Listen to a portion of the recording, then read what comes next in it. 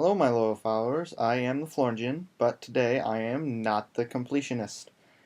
I'm just doing a video in his style on a game that I've personally, truly 100% completed. I don't even have a grade, just like him. Anyway, I will tell you my story of this game. I was down in Crocker Park, and because there's a GameStop there, I went to the GameStop there. Based around the fact that I'm cheap, I went to the $10 and under boxes for the DS games. I rifled through them and I see this game that I've seen before and wanted, based from an advertisement attached to Fossil Fighters that I saw. I wanted it, so I bought it, and there was an awesome 30% off pre-owned game sale going that day, so it was like $1.35. That was amazing. So, let's get the review started.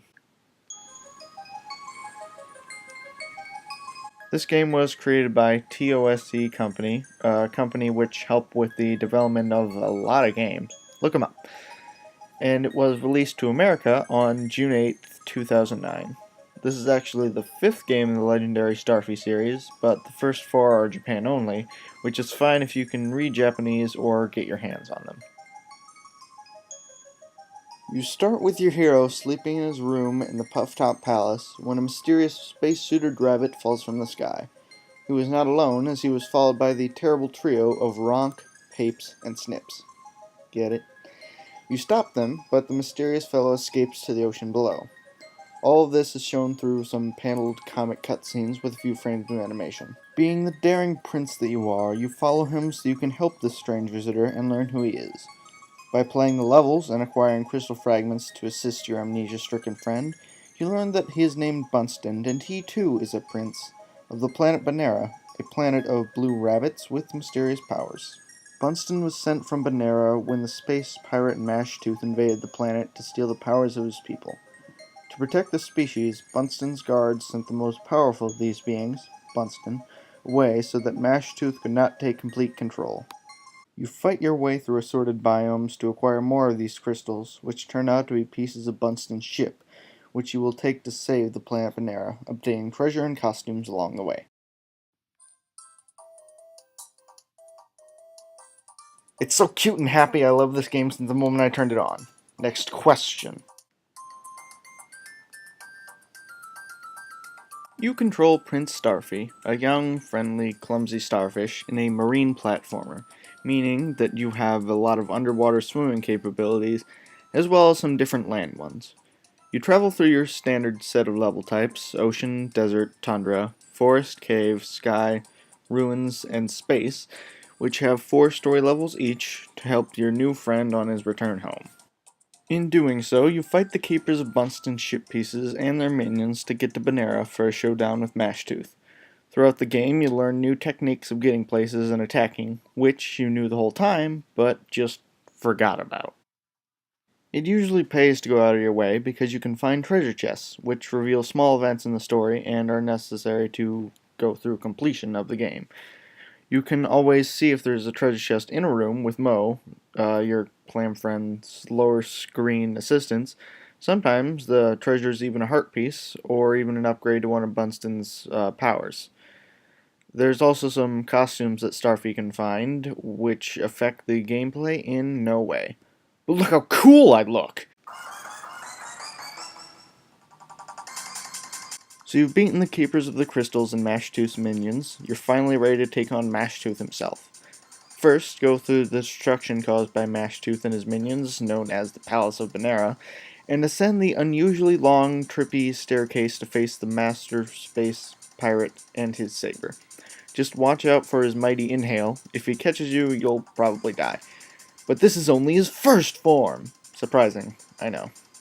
Your health is replenished before you fight the now colossal, due to his absorption of Prince Bunston, Mega Mashtooth in space! Just star spin in his big stupid face, and when he flies into the background, deflect his thingies back at him with more spinning. Do mind the lightning. Then comes the final test. A test of your button mashing skills. In Mashtooth's final form, he hurls the entire moon at you. First with a simple yellow blast, then with a screen-consuming red one. Mash that Y button about 100 times, and evil is defeated.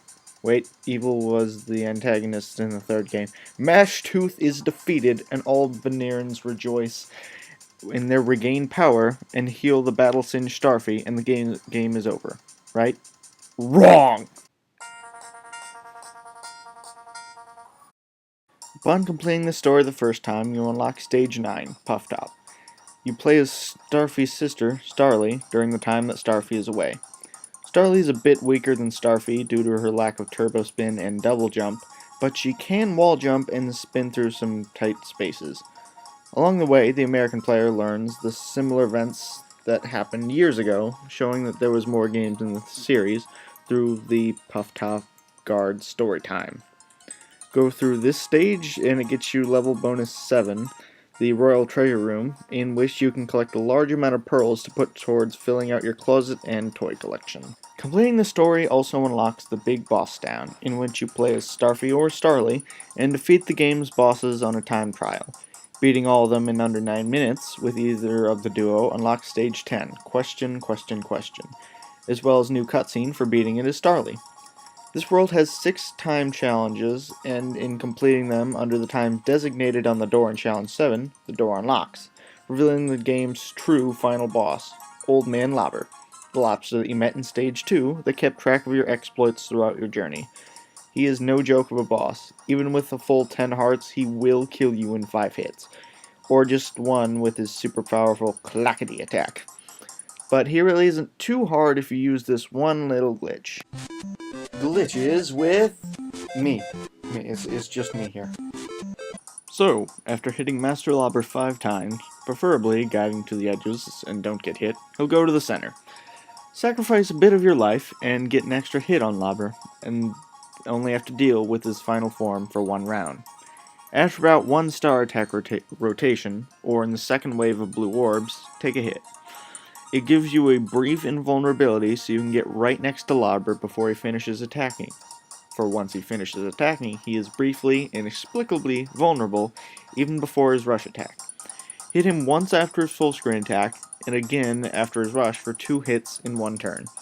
He will turn into his golden form at only 1 health. To dodge him in his golden form, get to the bottom of the screen, and when he is relatively close to you, turbo spin up twice. When he turns around, down twice, and you can make the final hit when he's in the center, and then you win! Also, if you go back and defeat Mashtooth after finding all the treasure chests, you unlock the story of why Bunston was sent to Puff Top in the first place.